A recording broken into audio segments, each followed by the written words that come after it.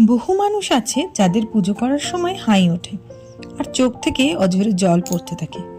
যদি আপনারও পুজো করার সময় চোখ দিয়ে হঠাৎ এরম অঝরে জল পড়তে থাকে, তাহলে এই ভিডিওটি অবশ্যই মনোযোগ সহকারে শুনবেন, কারণ এর মাধ্যমেই লুকিয়ে আছে সৃষ্টির সব থেকে বড় রহস্য।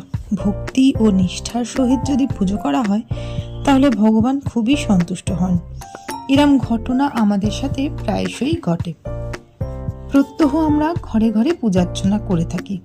অনেক ক্ষেত্রে এটা আমাদের অভ্যেসেও পরিণত হয়ে যায়। পুজো করার সময় আমরা ঈশ্বরে মগ্ন হয়ে যাই। এই সময় অনেক ঘটনা আমাদের সাথে ঘটে। তার মধ্যে কিছু ঘটনা শুভ সংকেত বহন করে। পুজো করার সময় শুভ সংকেতগুলি হলো, পুজো করার সময় আপনার চোখ থেকে যদি জল ভরে ওঠে, তাহলে তা অত্যন্ত শুভ বলে মনে করা হয়। এর অর্থ হলো ঈশ্বর আপনার পুজো পেয়ে অত্যন্ত সন্তুষ্ট, আপনার জীবনে তার আশীর্বাদ প্রাপ্ত হতে চলেছে। তাতে আপনার জীবনের সকল দুঃখ কষ্ট দূর হয়ে যাবে। সনাতন ধর্মে প্রতিটি বাড়িতে সঠিক সময় পূজার রীতি আছে। ঈশ্বর ভজনই হলো একমাত্র উপায় সকল দুঃখ কষ্ট থেকে মুক্তি পাওয়ার। এই একটাই তো রাস্তা।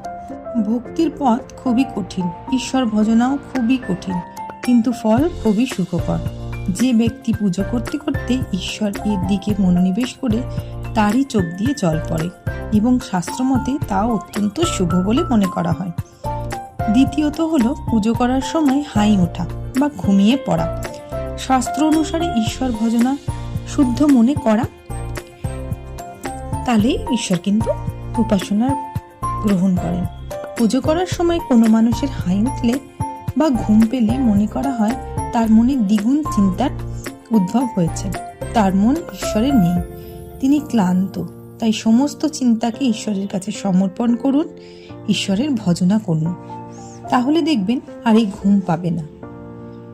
পুজো করার সময় প্রদীপের শিখা যদি সোজাভাবে জ্বলে, তাহলে বুঝতে হবে আপনার মন্দিরে ঈশ্বর বাস করছেন। তিনি আপনার পূজার তুষ্ট এবং আপনার পূজা গ্রহণ করেছেন। পূজা বা জপ করার সময় যাতে মন অন্যত্র না যায়, তাই অনেকে কর গোনে অথবা জপের মালাও গণনা করে ঈশ্বরের নাম জপ করার সময়। এর ফলে মন ঈশ্বরে থাকে, অন্যদিকে যায় না। মনকে ফিরিয়ে এনে ঈশ্বরে মনোনিবেশ করায়। যারা প্রথম জপ করছেন বা শুরু করেছেন, তারা এভাবেই কিন্তু কর গুণে জপ করতে পারেন। তাহলে অন্যদিকে আপনার মন কিন্তু আর যাবে না, আপনি একদিকেই মনোনিবেশ করতে পারবেন। আপনার ইষ্ট দেবতা বা গুরু মন্ত্র জপ করার সময় এইভাবে একটু চেষ্টা করে দেখুন তো। আমরা যখনই খারাপ সময়ের মধ্যে দিয়ে যাই, তখন পূজার্চনা করার সময় আমরা না পারি ঈশ্বরকে বিশ্বাস করতে, আবার না পারি অবিশ্বাস করতে। তখনই আমাদের মনে একটি দ্বৈত অবস্থা চলে। তখন পূজার দেবার সময় বারে বারে হাই ওঠে ও ঘুম পায়। এই সময় আমাদের উচিত সম্পূর্ণরূপে ভগবানের শরণাপন্ন হওয়া ও ঈশ্বরের ধ্যান করা। ধ্যানে যাওয়া, আপনি যখন পুজো করেন বা জপ করেন, তখন আপনি ধ্যানে যান এবং আপনার নিজের সাথে সংযুক্ত বোধ করেন। এটিও একটি সংকেত যে উপাসনা প্রার্থনা স্বীকার হচ্ছে। ভগবান আপনার উপাসনাতে সন্তুষ্ট হচ্ছেন। ভগবান শীঘ্রই আপনার ইচ্ছা পূরণ করবে। তাও আমরা তো সাধারণ মানুষ। পুজো করার সময় অনেক সময় আমাদের মনে অনেক রকম চিন্তা ভাবনা চলে আসে। সেখান থেকে মনকে সরিয়ে ঈশ্বর ভজনায় মন দিন। প্রভু ঠিকই আপনাদের কথা শুনবেন। আশা করি ভিডিওটি থেকে আপনারা কিছুটা হলেও উপকৃত হতে পেরেছেন। তো কমেন্টে হরে কৃষ্ণ লিখতে কিন্তু একদম ভুলবেন না।